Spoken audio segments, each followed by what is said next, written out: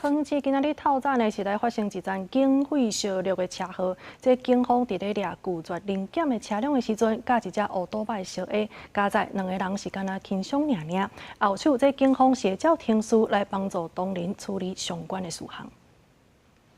听得到我声音吗，先生？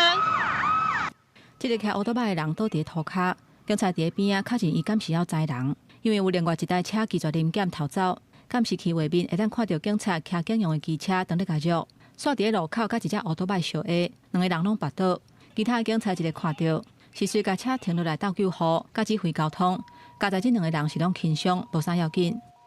无论警车或救护车有紧急事项来讲，我们都会停着让他过。无论绿灯来讲，我们也是会让他过啊。警方在追人的话，虽然是大半夜，但是 经过十字路口，可能还是要稍微注意一下啦。他虽然有响那个警铃，但是我觉得民众应该听不太到。代志发生伫咧初一饭店街，因为有一个27岁姓詹的驾驶拒绝临检，怎啊赛车逃走。警察骑乌多摆要加入，伫咧民生路口甲另外一个姓魏骑乌多摆的人相 A， 画面放慢来看，自动是这个骑乌多摆的人，伊骑伫咧民生路，车红灯已经为黄灯变作是红灯。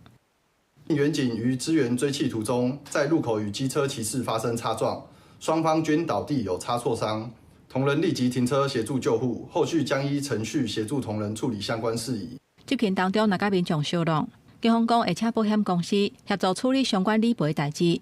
若迄只拒绝临检怎驶走的车，其他的警察嘛有顺利甲包围，有甲抓起来，而且嘛有查到毒品、依托米脂等等相关的物证，目前专案依法移请地检署侦办。记者综合报道。